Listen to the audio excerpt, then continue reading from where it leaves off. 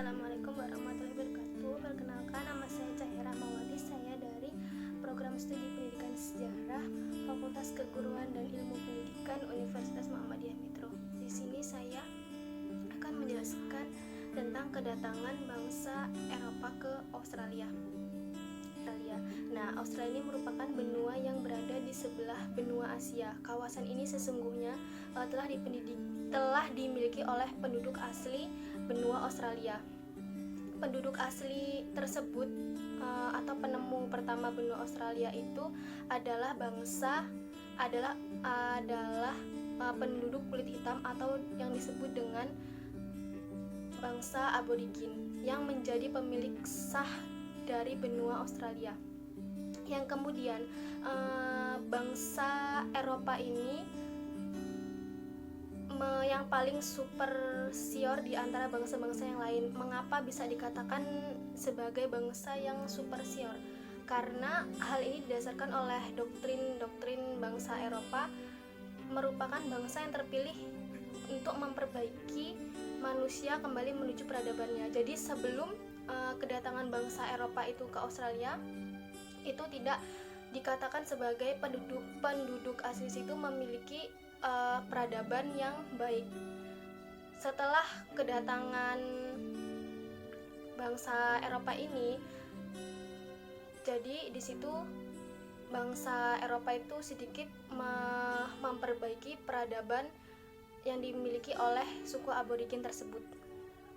Yang selanjutnya, pertama kali yang menemukan Australia adalah William Janszoon yang berasal dari Belanda. Ia adalah gubernur dari benteng yang ada di Pulau Solor. Janszoon ini 2 kali datang ke benua Australia.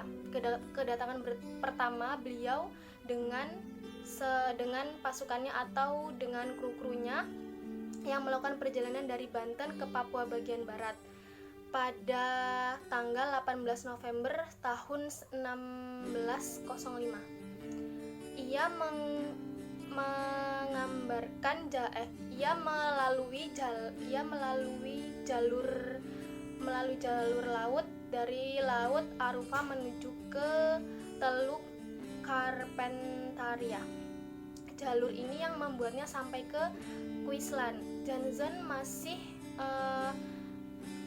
Janszoon ini ketika ia ekspedisi ke benua Australia tersebut, ia menjejaki merupakan bagian tanah dari Papua. Jadi dikira Janszoon ini benua Australia tadi ini masih bagian tanah dari Papua. Yang selanjutnya di sini Janszoon itu melakukan ekspedisi 2 kali bersama krunya.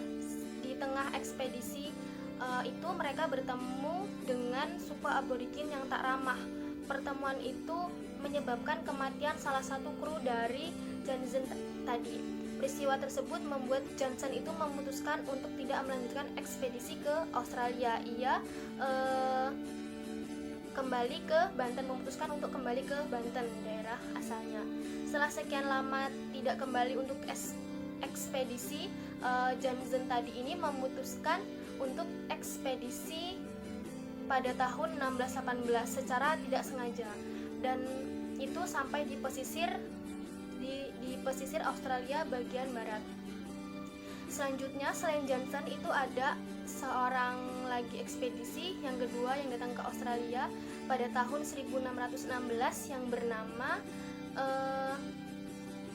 yang bernama Shark Bay Area yang berada pada tahun 1916 ia mendarat di Shark Bay Area yang berada di bagian barat benua Australia.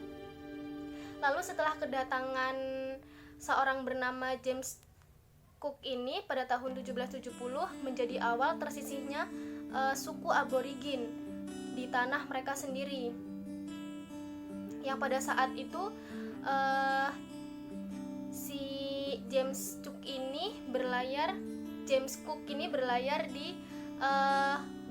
untuk menjalankan misinya, yang itu untuk menguasai benua selatan jika tidak berpenghuni dengan persetujuan penduduk asli yang dipenghuninya.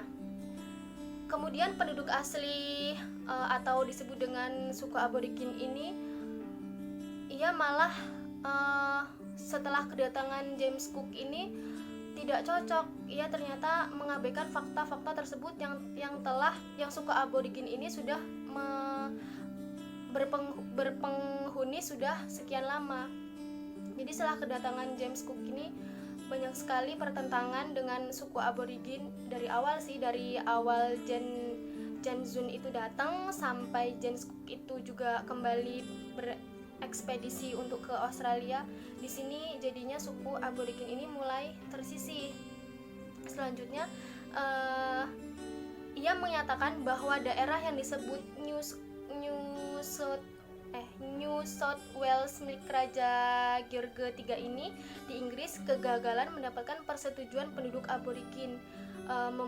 Membuahnya berbohong pada di daerah yang kosong. Jadi di situ banyak kebohongan atau kelicikan dari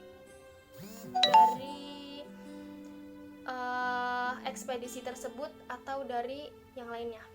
Setelah adanya kelicikan atau kebohongan tersebut, lalu Kapten Philip yang memimpin armada setelah itu sangat terkejut dengan adanya kebohongan atau ketidaksamaan dari yang itu, karena ternyata bahwa benua itu berpenghuni. Tadi dikatakan bahwa benua itu tidak berpenghuni, padahal benua Australia itu sudah berpenghuni dan sudah di situ ada bangsa aborigin atau suku aborigin.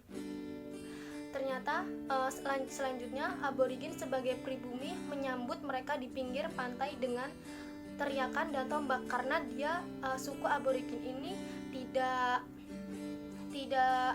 kecewa rasanya ketika itu benua itu dikatakan sebagai benua yang tidak ada penghuninya, padahal di situ ada suku atau bangsa aborigin yang sudah berpenghuni atau menetap sudah lama. Sejak itu terjadi invasi Eropa ke Australia pada tahun 1788. Orang pribumi aborigin yang lebih menempati Australia semakin tertindas. Nah, karena adanya tadi omongan atau berita-berita yang tidak benar, jadi suku bangsa aborigin tersendiri ini menjadi tertindas, dan ketika itu terjadilah wabah penyakit yang menjadi pukulan telak bagi bangsa suku aborigin tersebut. Nah, penyakit ini dibawa oleh bangsa Eropa melalui para pelaut, narapidana. Terus penyakit yang dibawa bangsa Eropa itu seperti cacar, influenza, dan penyakit dari saya baca di artikel atau berita dengan sosial media. Hanya itu saja yang dapat saya sampaikan. Kurang lebihnya saya mohon maaf. Saya ucapkan terima kasih. Wassalamualaikum.